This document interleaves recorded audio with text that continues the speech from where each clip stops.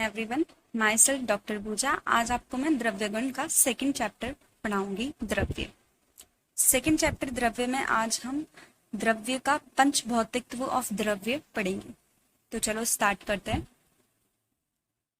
द्रव्य द्रव्य में सबसे पहले हम उसका बेसिक इंट्रोडक्शन देखते हैं कि द्रव्य की व्युत्पत्ति क्या होती है। तो ध्रुवगतो धातु में यत् प्रत्यय से द्रव्य शब्द बनाए।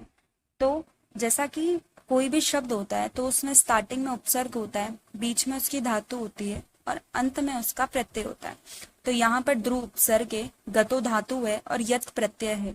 तो ध्रुव गतो धातु में यत् प्रत्यय लगने से क्या बनाए? अपना द्रव्य बनाए। अब उसकी अपन निरुक्ति देखें तो निरुक्ति होती है द्रवति गच्छति परिणाम इति द्रव्यम। जो सदैव किसको परिणाम को प्राप्त होता है ना, उसी को हम क्या कहते हैं? द्रव्य कहते हैं। अब इसकी हम डेफिनेशन परिभाषा देखते हैं। यत्र आश्रिता कर्म गुणा कारणम समवाय यत् द्रव्यम। चरक सूत्र स्थान 1 का श्लोक।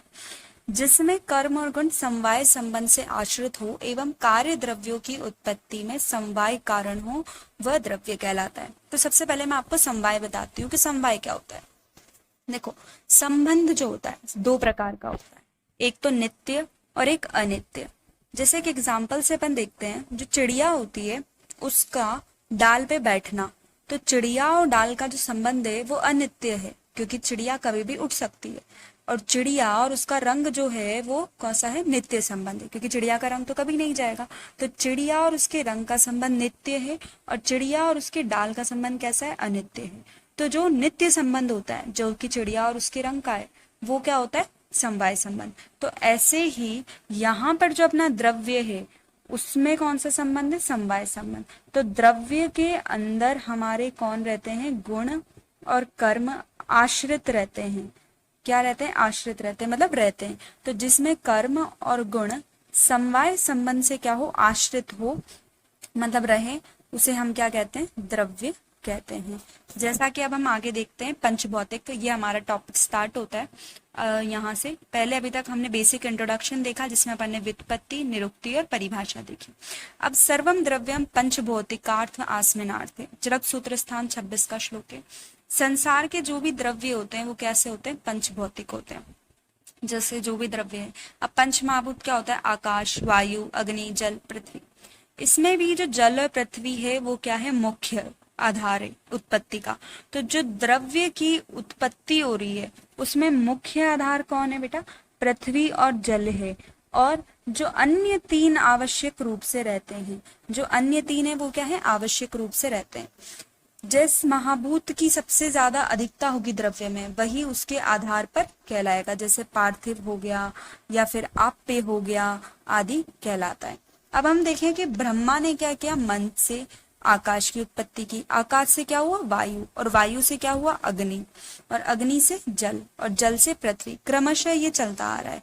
तो ऐसे ही इसके गुण देखेंगे। आकाश में कौन सा है? शब्द, फिर शब्द, फिर वायु का क्या होता है? स्पर्श, रूप, रस, गंध। वही ये अपने फर्स्ट ईयर में पढ़ा होगा। तो आकाश का क्या हो जाएगा? शब्द। वायु का क्या हो जाएगा? शब्द, स्पर्श। और अग्नि का क्या हो जाएगा? शब्द, स्पर्श, रूप। और जल का क्या हो जाएगा? शब्द, स्पर्श, रूप, रस। और पृथ्वी का क्या हो जाएगा? शब्द, स्पर्श, रूप, रस, गंध। आगे देखते हैं द्रव्यों के गुण। पार्थिव, जलीय, अग्निय, वायव्य और आकाश। तो पार्थिव का क्या हो जाएगा? गुरु। पृथ्वी कैसी होती है? भारी होती है। गुरु, खर, कठिन, मंद, स्थिर, विशद, सांद्र और स्थूल।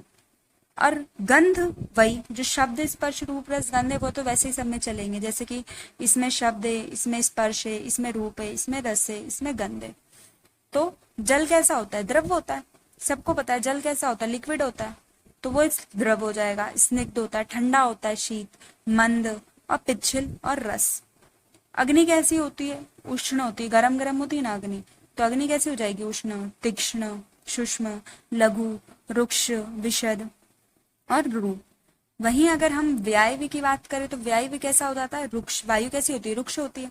खर होती है, विशद, सूक्ष्म और स्पर्श कर सकते हैं आप वायु को। वही आकाश कैसा हो जाएगा? मृदु, लघु, लक्षण और शब्द। इसके बाद हम इनके कर्म की बात करें तो पार्थिव क्या करती है? अपना उपचय करती है, संघात, गौरव, स्थैर्य। और जलीय क्या करता है? क्लेद, उपक्लेद करता है। और स्नेह क्या करता है? स्नेह बंद, विषंत, मार्दव, प्रहलाद करता है। अग्नि क्या करती है? दाह करती है। कहीं पे भी आपको जलन हो रही है, पाचन, पाक करती है। प्रभा, प्रकाश और वर्ण, कोई भी चीज अग्नि के कारण ही तो दिख रही है आपको। वायु क्या करती है? रुक्ष, विचार, विशद, लगाव, लाघव जो होता है गुण। और आकाश, मार्दव, सौशीर्य और लाघव। तो ये तो आपको याद कर लेना, हो जाएंगे। अब द्रव्य का औषधव आता है। द्रव्य का औषधव में हम क्या देखते हैं बेटा? जैसे कि हमने बोला अभी कि सर्वम द्रव्यम पंचभौतिक, सभी द्रव्य पंचभौतिक है। तो हमारा जो शरीर है वो भी पंचभौतिक होगा। अब जो शरीर के तत्व है, मतलब शरीर में जो ऑर्गन्स है, जो सेल्स है, जो शरीर का तत्व है, शरीर है, उसमें वैषम्य होने पर, जो अगर कुछ विषमता आ गई जाती है, तो फिर सभी द्रव्य कैसे होंगे? सभी द्रव्यों को औषध रूप में ग्रहण करना चाहिए। ये यहाँ पे कह रहा है कि अगर सभी द्रव्य पंचभौतिक है तो हमारा शरीर भी पंचभौतिक है, तो हम कोई भी द्रव्य को औषध के रूप में ले सकते हैं। लेकिन देखो नोट, यहाँ पे ध्यान रखने वाली बात क्या आती है कि किंतु कोई भी द्रव्य, जो कोई भी द्रव्य है उस वो औषध कब कहलाएगा? जब उसका स्वरस, कषाय आदि कल्पनाओं में मात्रा, काल, संयोग आदि का विचार करके। आप मुझे एक चीज बताओ, जैसे कि अगर आप कोई मेडिसिन दे रहे हो तो कितनी उसकी डोज होनी चाहिए, उसको किस टाइम पे देनी है, उसको किसके साथ देनी है, ये तो पता होना चाहिए ना। तो कोई भी औषध कब औषध कहलाती है? जब आप उसको उसकी सही मात्रा में दो, सही काल में दो। किसके साथ दे रहे हो, किसके साथ संयोग कर रहे हो, तो मात्रा, काल और संयोग आदि का विचार करो और फिर युक्ति पूर्वक योजना लगाकर उसको स्वास्थ्य संरक्षण, अपने हेल्थ के लिए, विकार का प्रशमन करने के लिए किया जाता है। तो ये अपना क्या हो जाता है? द्रव्यों का औषध हो जाता है। अब हम देखेंगे द्रव्य का प्राधान्य। प्राधान्य मतलब होता है यहाँ पे इम्पोर्टेंस, कि द्रव्य क्यों इम्पोर्टेंस है। जैसे आप अपनी क्लास में देखते ना कि कौन बच्चा बेस्ट है, तो किसी को बेस्ट कैसे दिया जाता है? उसकी अच्छी क्वालिटीज को देख के। तो यहाँ पर भी अपन द्रव्य को क्या बताएंगे? बेस्ट बताएंगे, उसकी क्वालिटीज को। तो सबसे पहले इसमें 8 कुछ पॉइंट है। तो जैसे पहला अपन देखते हैं व्यवस्थित्व। ये क्या होता है? देखो, द्रव्य जो होता है वो कैसा होता है? स्थिर होता है। लेकिन परिवर्तन कहाँ होता है? उसके गुण और कर्म में होता है। अब बोलोगे या कैसे भाई? तो देखो, जो आपका आम होगा, आम सबने देखा होगा, तो जो कच्चा आम होता है, आम तो हमेशा आम ही रहता है, शुरू में भी वैसे ही रहता है, अंत में भी वैसे रहता है। लेकिन उसके गुण और कर्म में परिवर्तन आ जाता है ना। पहले वो कच्चा था, फिर पक गया, पहले खट्टा था, फिर मीठा हो गया, लेकिन था तो वो आम ही। तो जो द्रव्य होता है वो तो कैसा होता है? स्थिर होता है। लेकिन उसके गुण और कर्म में क्या आ जाता है? परिवर्तन आ जाता है। वैसे ही नित्यत्व, जो द्रव्य है वो क्या है? नित्य है। लेकिन उसके गुण और कर्म में क्या हो जाता है?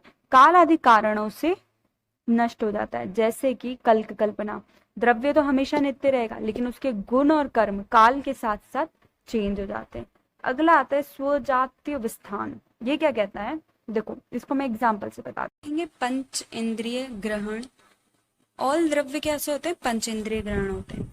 और रसगंध गुण जो होते हैं वो कैसे होते हैं? रसना ग्रहण होते हैं। तो इसमें क्या बताया? द्रव्य को प्राधान्य बताया। अब हम देखेंगे आश्रयत्व। जो द्रव्य होता है वो कैसा होता है? आश्रय होता है। द्रव्य के अंदर रहते हैं ना गुण और कर्म, तो द्रव्य कैसा होता है? आश्रय होता है। और जो उसमें रस, गुण आदि वो कैसे होते हैं? आश्रित होते हैं। तो द्रव्य को यहाँ पर भी प्रधान बताया। यहाँ पे बोला है आरंभ सामर्थ्य। यहाँ पे कहता है कि अगर आप चिकित्सा आदि कोई कर्म करते हो तो उसके आरंभ में जो द्रव्य होते हैं वो कैसे होते हैं? रस आदि में नहीं होते। जैसे कि आप इसको एग्जाम्पल से समझो। जैसे आपने आरक की मूल ली, अगर की क्या ली? मूल ली।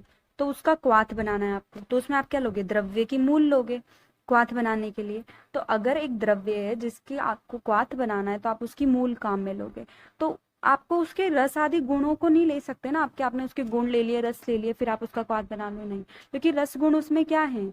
समाहित है। रस गुण उसमें क्या होंगे? रस गुण उसके अंदर समाहित है। जैसा कि आप देखोगे रस गुण क्या है? उसके अंदर समाहित है, तो आप उसको नहीं ले जा सकते। तो ऐसे ही द्रव्य जो होता है वो क्या होता है? योग्य होता है। तो चिकित्सा आदि कर्मों के लिए आरंभ में योग्यता द्रव्य की होती है, रस की नहीं होती।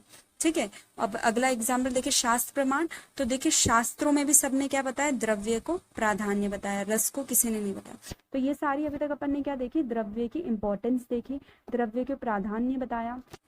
And this is the part 1 of the video. Thank you everyone.